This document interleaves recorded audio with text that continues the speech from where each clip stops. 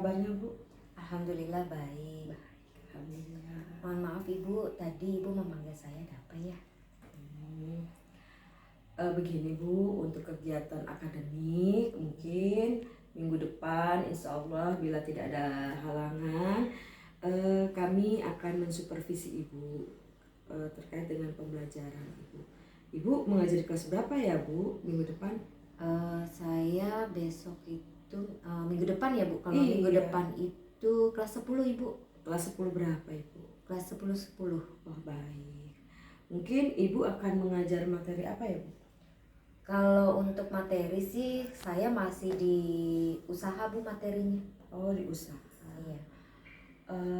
Tujuan pembelajaran yang akan Ibu sampaikan kepada peserta didik apa ya Bu kira-kira? Ada 3 poin sih Bu. Yang pertama saya minta anak-anak itu menganalisis, dimana menganalisis usaha terhadap perpindahan. Kemudian yang kedua dari menganalisis itu saya ingin mengadakan percobaan, dan di percobaan itu nanti bisa anak menyajikan dari hasil percobaannya itu. Dan yang terakhir anak bisa menyimpulkan dari data yang didapatkan gitu, Bu. Ini sudah pertemuan keberapa Ibu untuk pembelajaran KD ini? Oh, ini udah pertemuan yang ketiga Ibu. Oh CP ya Bu ya? Iya, CP, capaian Iya, pembelajaran karena kita sudah menggunakan kurikulum merdeka itu. iya Bu. kurikulum merdeka sudah CP. CP apa Bu? Maaf tadi Kalau CP sudah pertemuan ketiga. Oh ketiga, berarti tinggal melanjutkan ya Bu ya, Iya, materi betul, iya. selanjutnya ya Bu ya. Selanjutnya ini apa nih Bu yang ingin disampaikan atau yang ingin dikembangkan dalam CP tersebut Bu? Sebenarnya dari percobaan ini saya ingin mengembangkan anak-anak di dalam kelas itu. Selain mereka bisa menggunakan praktek secara manual, saya pengen mengajak anak bisa menggunakan yang namanya dengan tracker.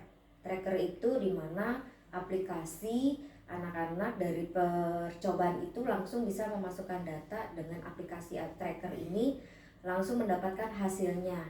Nah dari situlah nanti bisa membedakan antara data yang diambil secara manual dengan menggunakan aplikasi tracker ini sih Bu. Oh begitu. Terus dari pertemuan yang lalu nih Bu, karena ini sudah pertemuan yang lanjutan ya Bu, itu bagaimana tuh Bu? Semangat, antusias peserta didik bagaimana Bu? Alhamdulillah ya Bu, ketika di dalam kegiatan pembelajaran ini saya selalu mengajak anak-anak di mana pelajaran fisika terutama itu kan biasanya anak-anak berpikir aduh susah di materi fisika itu dengan rumus-rumusnya. Image-nya adalah di rumus-rumus. Nah, bagaimana sih saya mengajak anak-anak bahwa fisika itu asik? Dengan metode apa? Saya selalu menerapkan ice breaking dulu. Nah, dari ice breaking ini anak-anak menjadi bahwa pembelajaran bisa bahagia, anak-anak bisa mengikuti dengan senang, sehingga materi yang disampaikan anak-anak bisa mengikuti dan bisa diterapkan.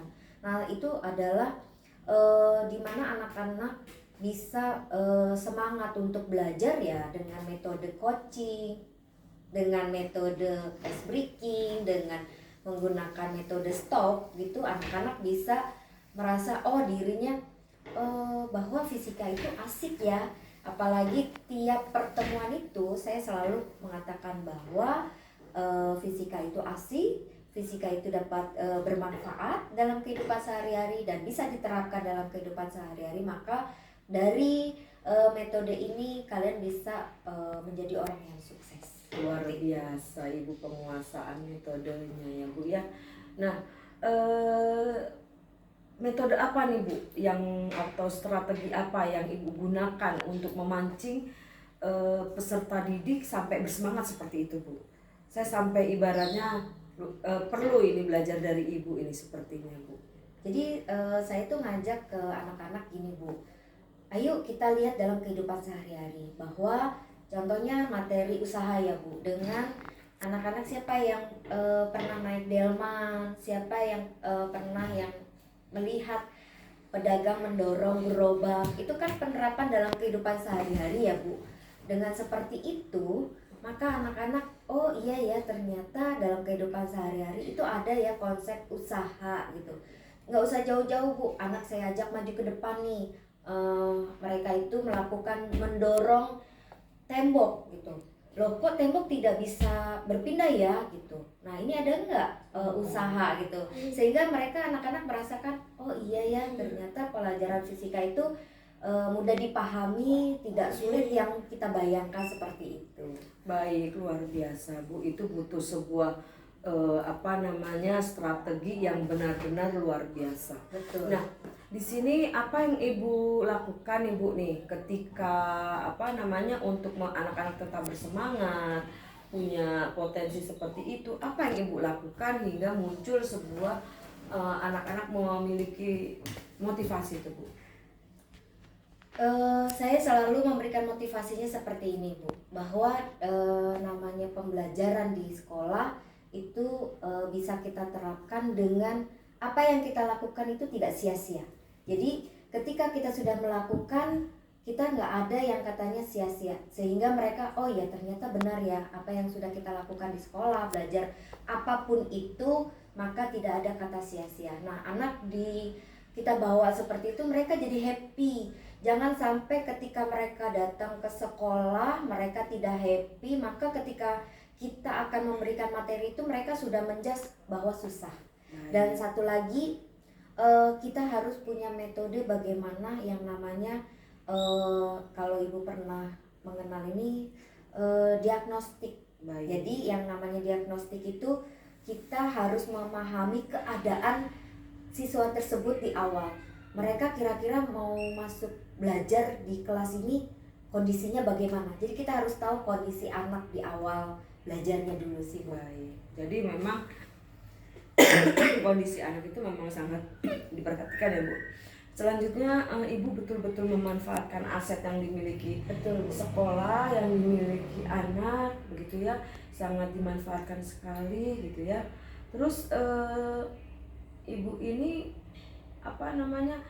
tadi Ibu katakan bahwa dari aset yang dimiliki sekolah, apa nih Bu? Aset apa yang sudah Ibu gunakan untuk masa depan anak itu paham bahwa itu pelajaran itu sangat dibutuhkan oleh anak Ibu? Nah, jadi gini Bu, sebenarnya kita itu bisa mencari kira-kira kearifan lokal apa nih yang ada di sekolah. Nah, kira-kira anak ini bisa nggak nih kita ajak masuk ke dalam kearifan lokal yang ada di sekolah. Contoh gini ya Bu, saya itu berpikir bahwa di sekolah itu punya masalah yang sebenarnya masalah itu datang dari kita semua. Contoh, kita lihat yang ada di sekolah itu sampah. Nah, sampah di sini kita lihat anak kita ajak. Sebenarnya aset sekolah itu kan anak dengan yang ada kearifan lokal di sekolah, gitu kan. Nah, saya mengajak nih kepada anak-anak. Nah, dari situlah saya ajak, misal, bagaimana nih menurut kalian? Kira-kira sampah bisa nggak dijadikan produk yang nantinya bisa bermanfaat? Nah, caranya juga dengan mengajak anak, oh ya ternyata dari usaha dengan materi usaha di sini itu ada hubungannya loh dengan sampah gitu. Dengan berbagai cara, dengan berbagai gaya, maka usaha yang mereka lakukan itu adalah sesuatu yang bisa bermanfaat. Nah, itu salah satu contohnya. Terus juga saya memposisikan mereka itu menjadi fasilitator mereka. Kemudian saya sebagai teman mereka, di mana jangan sampai kita kedudukan kita di atas mereka. Jangan selalu seperti itu, tapi bagaimana kita bisa mengajak, kita bisa merangkul. Kira-kira mereka itu membutuhkan apa sih? Apa yang dibutuhkan dari mereka? Nah, dari situlah kadang anak itu bisa ngajak ngobrol kita, bisa meluapkan permasalahan mereka. Itu dengan kita bisa mengajak, merangkul mereka bahwa seperti ini loh, Bu, saya punya masalah. Kira-kira masalah saya seperti ini. Nah, disitulah kita bisa istilahnya terjun sebagai teman, bisa juga menjadi fasilitatornya mereka. Nah, dari apa yang mereka hadapi, mereka akan mendapatkan solusi, mereka nyaman dengan kita dan mereka bisa bahagia. Luar biasa Ibu penguasaan strateginya. Semoga besok ya Bu ya di minggu depan sukses dalam pembelajaran ya Bu Amin. ya. Tapi Terima mohon izin, sepertinya saya tidak sendiri Ibu besok minggu depan. Insya Allah kami didampingi oleh kepala sekolah ya Bu. Baik. Mohon izin ya Bu ya. Baik. Ya terima kasih Ibu Sama-sama, atas Ibu. waktunya. Sama-sama. Assalamualaikum. Waalaikumsalam. Saya mau izin. Ya baik baik.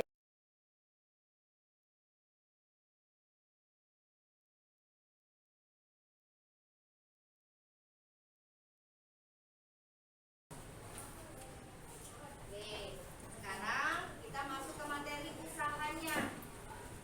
Usaha itu apa? Usaha kemarin apa? Transfer energi melalui gaya sehingga benda bergerak. Iya, jadi di mana hasil bagi antara ada gaya dengan berpindah. Dikali Bu. Nah, ini sekali dengan perpindahan kan. Oke, lihat di sini ada gambar. Ada dua gambar nih. Nah, menurut kalian manakah dari kedua peristiwa yang melakukan usaha secara fisik? Seorang atlet angkat besi yang sedang mengangkat besi atau seseorang yang sedang mendorong mobil tetapi mobilnya tidak bergerak? Atlet. Atlet. Kenapa? Bendanya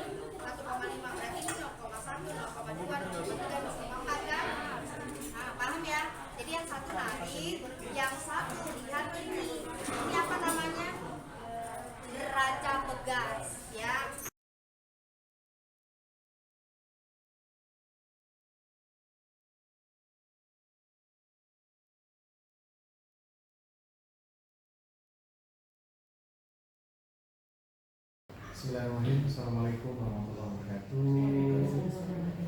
Salam dan bahagia untuk kita semua. Bu Ari sehat? Alhamdulillah Bapak. Ya, ini ibu siapa? Sama Pak, Bu Ari. Bu Ari juga. Oh, Bu Ari Puan berarti. Iya baik Bapak. Alhamdulillah saya Ahmad Maulana Alamsyah, pengajar praktik angkatan 6 atas yang membina dari CGP Badan Bu Ari. Kita akan melakukan penerapan pasca observasi. Kemarin Bu Ari memilih Bu Ari sebagai rekan sejawat yang dilakukan observasi di kelas. Kemarin sudah melakukan apa aja Bu? Pra-observasi sudah ya? Sudah. Sudah. Kemudian observasi di kelasnya sudah? Sudah. Iya. Berapa jam itu Bu? 2 jam. 2 jam belajar. 1 jamnya? Kali 45 menit. 45. 45 menit. Nah sekarang adalah tahap pasca observasi, di mana Bu Ari ini memiliki tagihan hadirnya ke sini untuk bisa bercakap dengan teman rekan sejawat yang kemarin sudah dilakukan observasi. Terima kasih Pak Ahmad selaku pengajar praktik di kelas 29. Perkenalkan, nama saya Ari Mutari, CPG Angkatan 6. Saya dari SMA Negeri 6 Kota Tangerang Selatan. Saya hari ini ingin mengcoaching teman sejawat saya, Ibu Ari. Beliau adalah pengajar fisika. Tadi pagi saya sudah melakukan supervisi kebetulan bersama kepala sekolah. Jadi hari ini saya ingin sedikit mengcoaching bagaimana hasil dari pembelajaran di kelas tadi. Silakan Ibu, izin Ibu, bagaimana kabarnya Ibu, Bu Ari? Alhamdulillah baik Bu Ari. Baik, sehat Ibu? Alhamdulillah. Alhamdulillah. Bagaimana Bu pembelajaran hari ini Bu? Jadi gini Bu Ari, sebenarnya sedikit ingin curhat ya. Baik. Curhat dalam kendala di kelas. Saya merasa anak-anak di sini kok pembelajaran yang saya ajarkan itu merasa kurang maksimal. Kurang maksimalnya di sini apakah karena pelajaran fisika itu membuat anak-anak dibilang pelajaran yang ekstrim atau pelajaran yang umum bagi mereka? Mereka mengatakan bahwa pelajaran fisika itu sulit untuk diterapkan Bu. Pelajaran fisika itu menganggap bahwa saya kok kalau dijelasin paham, tapi ketika saya mau aplikasikan atau saya ingin menerapkan kok sulit ya Bu. Baik. Tadi ketika Ibu mengajar itu tujuan apa Bu? Tujuan pembelajaran apa yang Ibu ajarkan sehingga Ibu mengalami kendala seperti itu? Iya, jadi tujuan pembelajaran saya itu kan yang pertama itu kan menganalisis ya Bu, menganalisis kemudian menyajikan sampai akhirnya anak bisa menyimpulkan. Karena pembelajaran yang saya terapkan ke anak itu tadi tentang percobaan usaha, di mana usaha di sini memang bisa kita terapkan dalam kehidupan sehari-hari. Hanya saja kadang-kadang anak itu aplikasinya bagaimana ya Bu? Akhirnya saya menggiring anak-anak untuk pelajaran usaha, materi khususnya di usaha ini. Saya lihat mereka ikut percobaan, di mana percobaan itu agar anak itu bisa mendapatkan respon apa yang dia lakukan itu bisa diterapkan di kehidupan sehari-hari. Ya itulah kendalanya ketika diterapkan di kelas ya Bu ya. Tapi anak-anak masih merasa terus aplikasinya bagaimana ya Bu ya. Setelah Ibu praktik tadi dengan tujuan pembelajaran menganalisis, menyajikan, terus mempraktik ya Bu, menyajikan kan praktik. Terus apa pengembangan yang hendak Ibu capai dari praktik tersebut? Nah sebenarnya yang ingin saya kembangkan di sini itu tadi ya Bu, saya itu ingin mengembangkan anak-anak bahwa dalam penerapannya percobaan tadi saya ingin anak itu bisa mengaplikasikan. Nah ternyata dengan ini saya juga punya ide gimana ya anak-anak itu kok ketika diarahkan ke rumus gak paham, kemudian saya ajak percobaan mereka masih bingung, ngambil datanya masih salah-salah, masukin ke datanya juga masih mereka harus ini kemana ya, ini arahnya nanti mau kemana ya. Nah terus dari rumus ini maunya seperti apa ya, itu anak masih bingung. Nah itu pun saya alami, bagaimana ya caranya saya itu bisa dari rumus ini nanti kalian akan dapatkan dalam kehidupannya seperti ini loh Mak. Jadi anak itu tidak hanya belajar rumus dan rumus, tapi bagaimana pembelajaran fisika itu kita bisa anak-anak merasa bahagia, anak-anak merasa have fun, anak-anak bisa menerima bahwa oh ternyata pelajaran fisika bisa diaplikasikan gitu.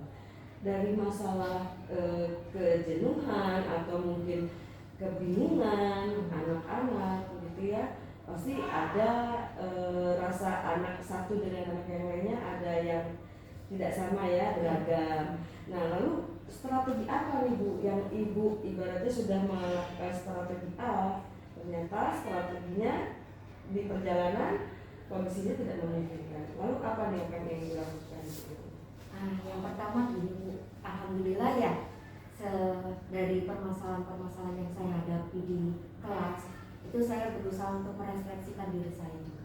Dalam artian merefleksikannya seperti ini sih Bu, kira-kira metode apa ya yang bisa saya pakai selain demonstrasi kemudian percobaan. Oh ternyata saya mengajak anak melihat gambar dalam kehidupan sehari-hari itu bisa diterapkan. Nah jadi saya mendapatkan bagaimana mengajak anak memasuki bahwa ini loh gambar ini bisa diterapkan dalam kehidupan sehari-hari. Saya ambil contoh seperti ini sih Bu.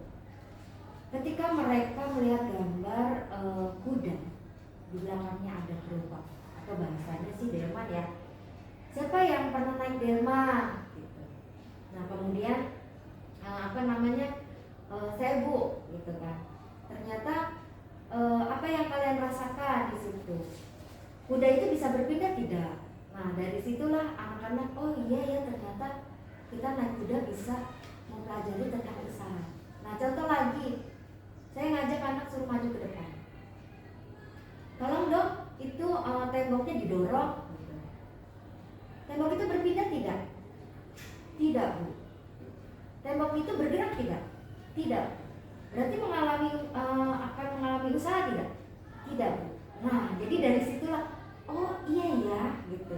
Jadi dengan metode-metode yang saya lakukan, anak bisa menerima itu. Jadi sehingga ketika mereka bilang ya Bu, kalau kita belajar hanya sekedar rumus, kita tidak tahu aplikasinya, kita tidak bisa tidak diberikan gambaran realnya, maka mereka tidak paham. Seperti itu. Berarti strategi tidak hanya satu strategi yang Ibu lakukan, mungkin ada aspek dan beberapa strategi ya Bu ya. Iya. Jadi bisa nggak Ibu sedikit kasih apa yang Ibu gunakan itu tadi bisa Ibu simpulkan strategi yang pertama apa saja tadi Bu? Strategi yang pertama itu pertama mengajak ya. Iya mengajak. Strateginya sebenarnya kita ngajak anak bahagia dulu. Bahagia dengan saya melakukan bukan coaching tapi ice breaking. Nah saya melakukan ice breaking Bu. Kalau Ibu tadi lihat, iya. Saya ayam, bebek, kambing. Saya mengajak anak biar mereka fokus gak nih, mereka udah siap belajar belum, gitu. Ketika mereka ternyata mengikuti apa yang saya ucapkan, ada yang saya tanya, ada berapa ayam? Ada yang mengatakan 10, ada yang 3, berarti mereka belum siap. Nah itu strategi saya mengajak anak mempersiapkan diri untuk memasuki pembelajaran yang akan saya jelaskan. Terus yang kedua, selain saya ngajak mereka ice breaking, di situ saya ngajak anak-anak, nah sebelum kita mau masuk ke percobaan, ayo kita ambil nafas, kita diam sejenak, kita dalam hati ucapkan bismillah. Tapi saya godain sedikit tadi kalau Ibu dengar, tapi jangan sampai kentut ya. Nah dari situ mereka langsung happy mereka, sehingga pembelajaran yang saya berikan nanti insya Allah mereka bisa terapkan. Nah, strategi yang penting adalah kita mengajak anak-anak untuk mengetahui bahwa fisika itu memang di kehidupan sehari-hari kita lakukan. Dengan gambar-gambar yang saya sediakan tadi, itu adalah contoh real dari yang mereka dapatkan dalam kehidupan sehari-hari. Keren Bu, memang tadi saya melihat juga ibaratnya mereka bersemangat, banyak senyum, ya. Walaupun dengan berbagai keberagaman, tapi mereka juga turut untuk mencoba dan mencoba. Lalu dari kegiatan Ibu tadi, dari apa sudah sesuai strategi, aspek-aspek yang digunakan. Lalu bagaimana nih Bu untuk setelah kegiatan, bagaimana Ibu refleksi Ibu sebagai pengajar hari ini bagaimana Bu? Kalau untuk refleksi diri saya sendiri ya, saya memang di modul itu saya selalu, modul ajar yang saya buat, saya selalu membuat refleksi diri untuk diri saya sendiri, kemudian dengan refleksi ke anak-anak.